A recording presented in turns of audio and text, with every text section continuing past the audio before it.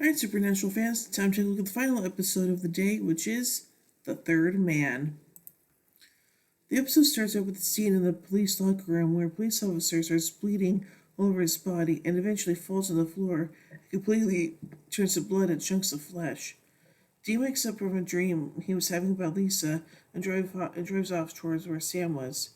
Meanwhile, Sam puts off a hooker and informs Dean about his whereabouts. In another part of town, a police officer sitting in his car dies from furious boils that covers his entire body on the outside and the inside. Sam and Dean arrive at the morgue and takes a look at the body of the cop and are horrified by the scene. They are off to see the eyewitnesses to the first murder and find these acting strange. He shuts the door on them as Sam is forced to knock the door open. The cop says that God wants them dead because of Christopher Birch. The three of them had planted a gun in his car and they shot him. He dies as Sam loses his cap to find Lopez inside his head chewing their way out. Sam and Dean return to their room and try making sense of the events. They agree that they resemble the Egyptian plagues. Dean goes out to Castiel while Sam says it's of no use because he would try to contact Castiel for nearly a year. Suddenly, Castiel appears and Dean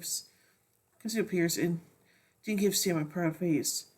Cass tells him that he has a connection with Dean, which makes Sam pissed. Dean thinks about it for a minute before lecturing Cass about how much Sam has done and should have answered his call/pray. Cass always off their complaints by telling Sam that he has no idea who pulled Sam out of hell. He asks that he also did not prioritize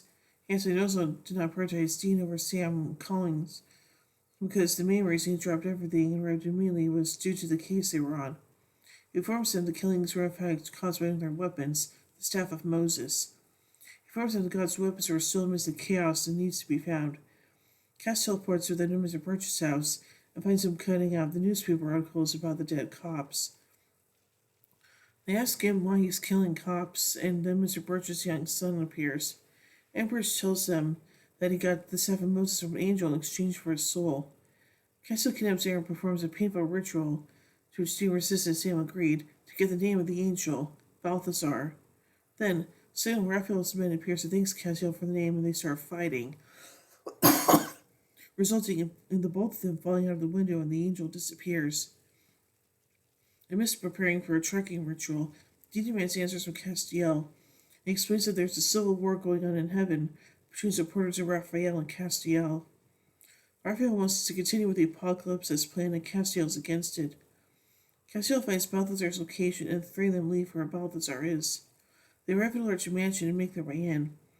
Castiel meets Balthazar and asks him why he is doing what he's doing. To replies he did this because he could and that he was following Castiel's footsteps of rebellion. Balthazar also tells Castiel that he was followed and shows outside that Raphael and his men have reached the mansion. As his men are taken down by Sam and Dean, Raphael fights with Castiel.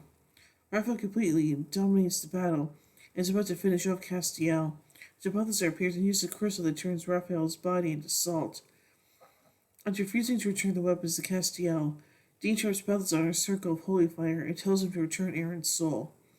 Balthazar does so and tells them they have no idea how powerful his soul is.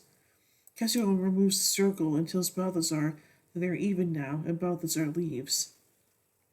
At the end of the episode, Sam and Dean have a long conversation about how hell was for both of them.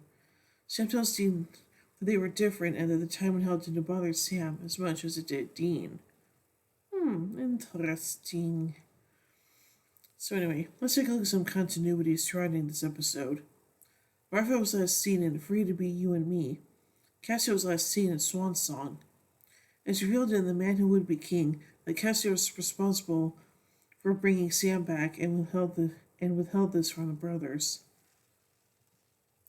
And now let's take a look at some trivia. There are several possible references in the title. This is the third episode of the sixth season. Castiel, the third man of the trio, returns. Three men are killed by plagues, but the Winchesters meet only the third man. The movie The Third Man, starring Orson Welles and written by Graham Greene, concerned post-World War II Vienna and the chaos that was created following the end of the war and the division of the city into different zones of influence. Power, supplies, and weapons were fought over by different parties jockeying for influence, much the same way that the powers of heaven have been scattered and are being fought over by different parties. The third man of the title was a man who had formerly seemed good, who turned evil as he saw the wealth and power to be gained by doing so, much the same way that Castiel's former angelic friend turned rogue in this episode, and former friends became enemies. A reference to three wise men who brought gifts to the Son of God in the Nativity story, Melchior, Caspar, and Balthazar, who brought gifts of gold, frankincense, and myrrh. Myrrh, the gift which Balthazar brings, brings in most versions of the story, is mentioned by Castiel as an ingredient in the spell he uses to find Balthazar's location. At the start of the episode, Sam pays off a hooker.